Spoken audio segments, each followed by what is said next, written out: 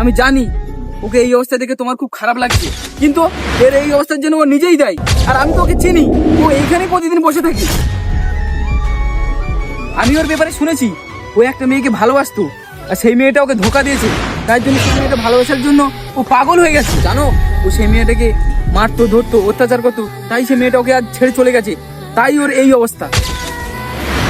শুভ, শুভ, তোমার কি মাথাটা খারাপ হয়ে গেছে নাকি? তুমি না জেনে শুনে যাত্রার নামে যাতা বলছো। আরে তুমি রেগে যাচ্ছ কেন? আমি তো শুধু বলছি ওর ভালোবাসার সাথে কি কি করেছি। কেন, ওকে কি তুমি চেনো? ও কি তোমার কেউ হয়? আমিও সেই ভালোবাসা। কি তুমিও সেই ভালোবাসা? কিন্তু তুমি ওকে ছেড়েছো কেন? আমি বলছি শোনো। তাহলে কথা বলে নিয়েছো তো বাড়িতে? তাহলে বলো এবার আমি বাড়িতে কবে বলবো আমাদের বিয়ের ব্যাপারে কথা? কোনো দরকার নেই রাজা তোমাদের বাড়িতে আমাদের বিয়ের ব্যাপারে কথা। কেন এরকম বলছো কেন?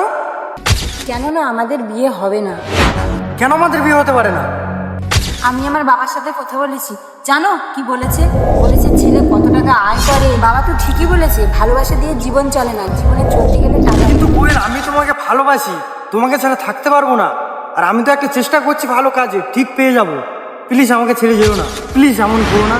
তুমি আমাকে ছেড়ে যেও না, আমি পাগল হয়ে যাবো। কিন্তু রাজ, আমার বাবা মা মানবে না। আমি কথা বলে নেবো তোমার বাবা মার সাথে, দরকার পড়ে ওদের পায়ে পড়বো, কিন্তু তুমি প্লিজ এরকম করো না। ব্যাস রাজ, অনেক হয়েছে। আমি বলছি তো আমার বাবা মা এসব মানবে না। আমার বাবা মা আমার জন্য একটা ভালো ছেলে পছন্দ করেছে, সে অনেক টাকা ইনকাম করে।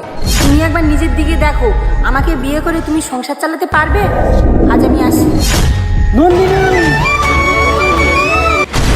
যেমনটা তুমি বলছিলে না ও আমাকে মারতো, ধরতো, তেমনটা কিছুই না। আমার পরিস্থিতির চাপে, আমার মা বাবার চাপে আমি এইসব করেছি। আমি ওকে খুব ভালোবাসতাম, কিন্তু আমাদের কথা যখন আমি বাবা মাকে কি বলি, তখনই ওরা বললো তুই যদি ওকে বিয়ে করিস তাহলে ওকে মেরে দেবো। আমি সেই দিনই ঠিক করে নিয়েছিলাম ওর সামনে আমি আর কখনো দাঁড়াবো না। তারপর আমি তোমাকে বিয়ে করে নিয়েছি। আমি ভাবছিলাম ও সবকিছু ভুলে গিয়ে নতুন জীবন শুরু করে। আজ ওর এই অবস্থার জন্য শুধুমাত্র আমি দায়ী। আমি মানুষ ভালোবাসতে পারে, কিন্তু তার দাম দিতে পারে না। আজ তার পরিণাম এইটা। দেখো, তোমার এই একটা ভুলের কারণে ছেলেটার জীবনটা নষ্ট হয়ে গেল। একবার ভাবো তো ওর বাবা মার কি হবে। ছেলেটা শুধু তোমাকে ভালোবাসে, আজ পাগল হয়ে গেল। এই সবের জন্য আমি দায়ী।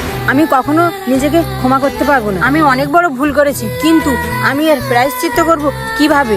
আরে যখন বোঝার কথা ছিল তখন তুমি বোঝোনি, এখন আফসোস করে কি হবে? চলো চলো চলো।